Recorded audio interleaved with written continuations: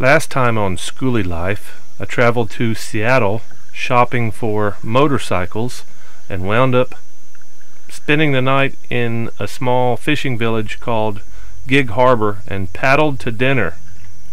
Then traveled north from Gig Harbor up to Port Angeles, and then I made a quick stop at an amazing lake and then on into the woods by the Soul Duck River.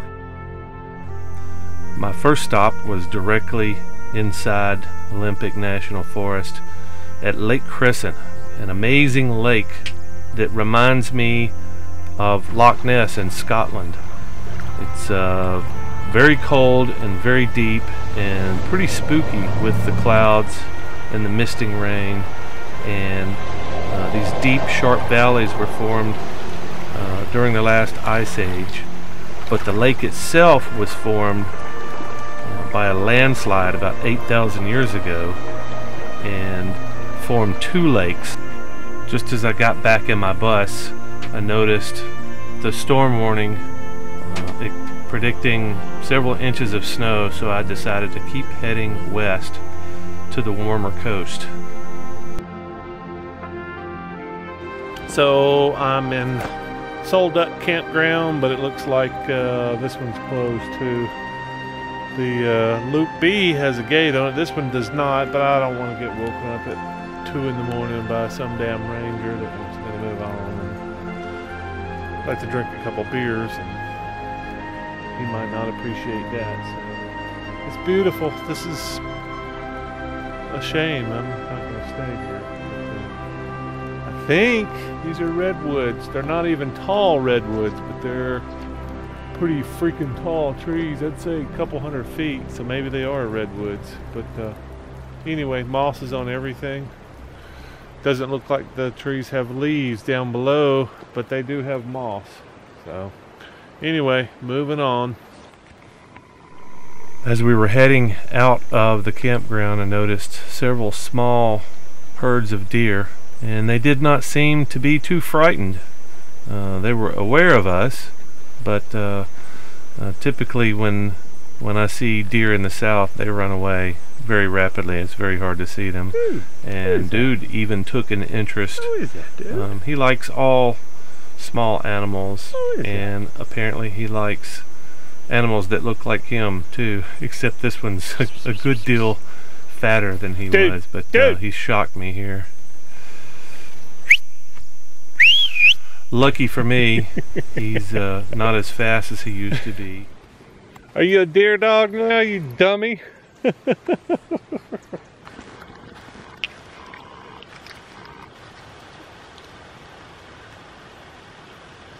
Dude, look at this fucking tree. This thing's huge.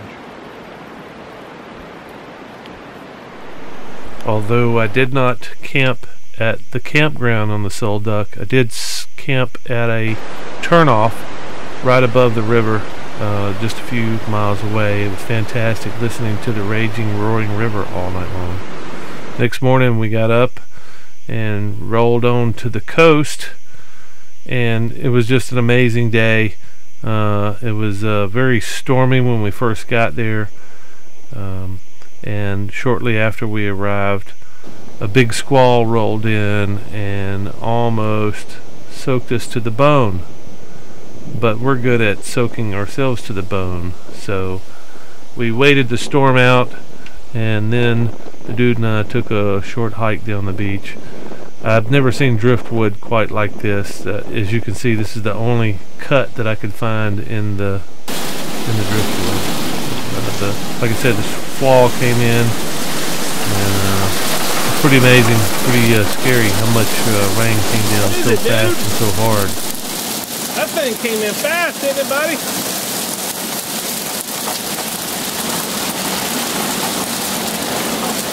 Huh? What you think?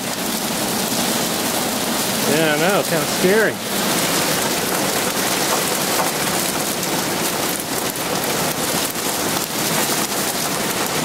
That shit is coming sideways.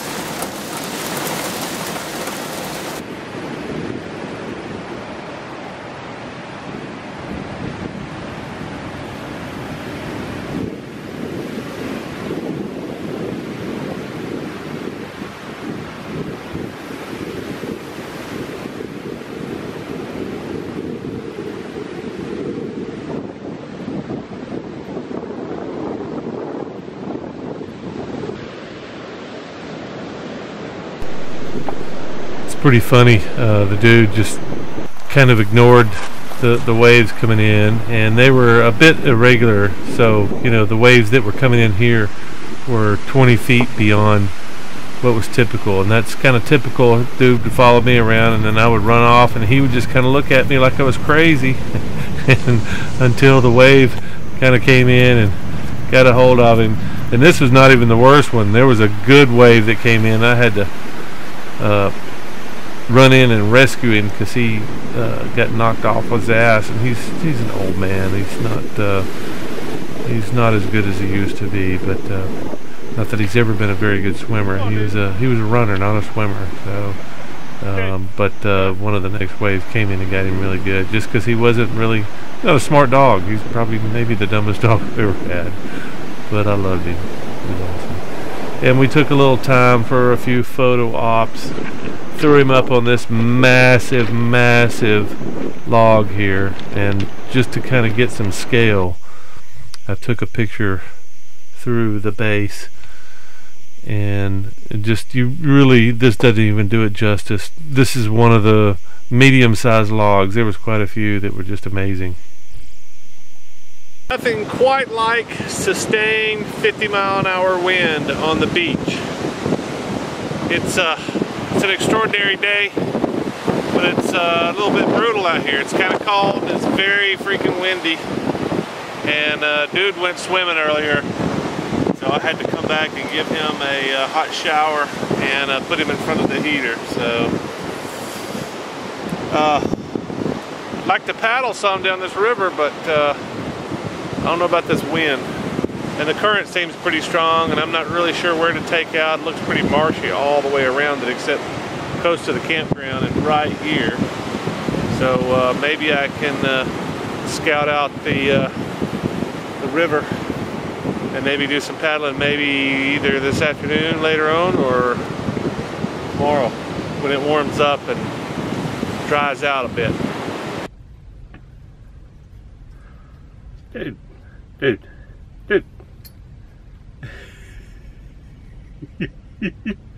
How was that swim? Huh? Was it worth the bath? I think you're worn out, buddy.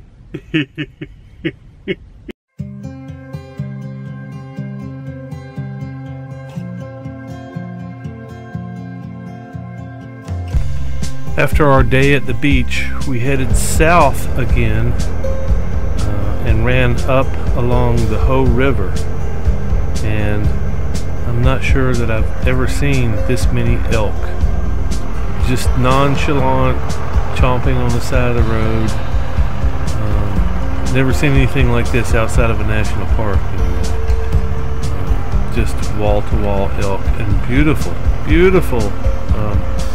rainforest. I mean, this is a deciduous rainforest that we're rolling through, and this elk really wasn't really bothered by my loud muffler on my loud bus, and just really didn't give a crap. And that was kind of the shape of things to come. We rolled into the Hoh campground, which was actually closed, but they didn't lock it up, they didn't gate it off, so I figured I'd hang out there at least one night.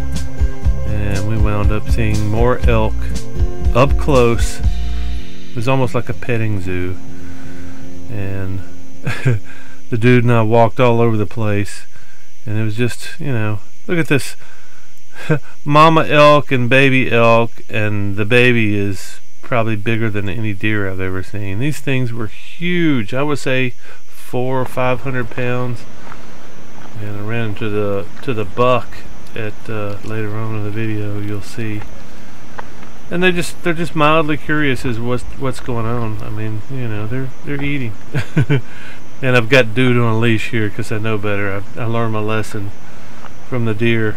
He he likes to get a reaction out of animals that are 5 times their size. And there's the big buck that I'm talking about. This guy had to be 600-700 pounds. He was just enormous, like a horse, with 3.5-foot antlers. Biggest elk I've ever seen.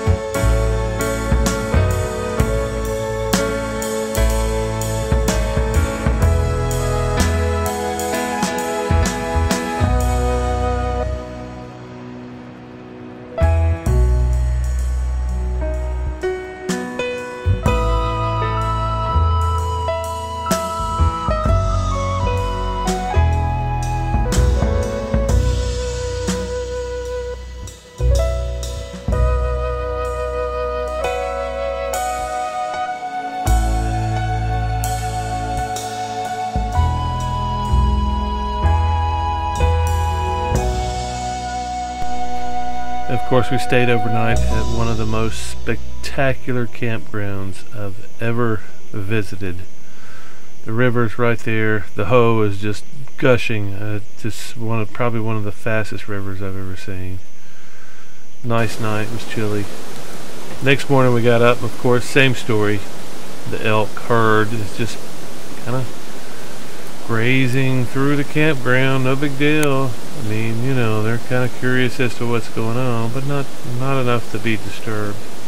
Not worried in the slightest about the human and the deer-killing dog that are walking through the campground. And since the campground was closed, we had the whole campground to ourselves. I was slightly worried that a ranger would come through, but you know, what's he gonna do? Hey, you gotta leave. But yeah, that was a fantastic evening. If it hadn't been so cold, we'd probably done a lot more walking around. It was just it was probably in the 40s, high 40s. It was chilly and nice and moist, of course, because it's a rainforest, the whole rainforest. And this picture kind of tells the whole story. This is kind of like a postcard, and kind of the first time I felt like I was living in a postcard, because you know, you see stuff like this in a postcard. And the next day we went back to the coast and found this nice little park. It was a pretty good hike down some stairs to get to this point, but again, another postcard. Just shockingly how beautiful this place is. A little creek that rolls into islands of rock and a lighthouse and rolling waves, and just shockingly beautiful. I guess because I've never experienced much of anything like this, you know, on the coast. I'm used to white sands and mild rolling waves, and just not used to the huge trees coming up. But this was kind of a fitting into the afternoon here, but I had to continue to roll south to find a place to camp, and wound up camping just a few miles away at a beach park, which was fantastic. Camped there overnight. I think it was seemed like it was $15-16 a night, and I was the only one there, which was amazing. But there's nothing quite like the West Coast, and especially the abandoned West Coast this time of year. And here's one of the first little stops we took, and then the next one is actually the campground. And oh, I forgot, there was actually a couple of other people there, but they were on the inside next to the road, and we just camped out here next to the beach, and it was pretty exceptional. Had basically the whole beach to ourselves. And the next day we got up and took a stroll down the beach and sat right there next to the water and drank a couple beers and had some lunch, and dude just napped. It was another exceptional day, and that's all we did all day long.